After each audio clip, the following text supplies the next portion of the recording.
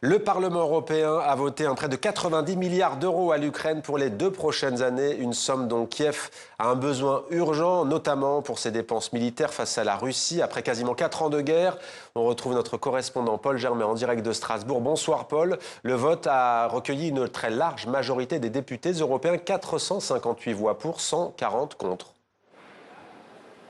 Effectivement, Mohamed, il y a un assez large consensus sur le besoin de continuer à aider l'Ukraine, sauf de la part de certains députés d'extrême droite qui estiment que cette guerre coûte trop cher à l'Europe et qu'on ne fait que la prolonger en accordant ces 90 milliards aux Ukrainiens. Et vous l'avez dit, l'Ukraine a vraiment besoin de ce soutien financier, d'autant que l'aide américaine est quasiment réduite à zéro aujourd'hui. Disons que Donald Trump laisse les Européens financer la guerre.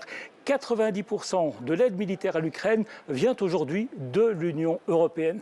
Et c'est sans doute pour cela que les 27 ont fixé quelques règles pour utiliser les 90 milliards. Les Ukrainiens devront acheter en priorité du matériel militaire fabriqué en Europe. L'achat de matériel américain devra être l'exception si c'est vraiment nécessaire.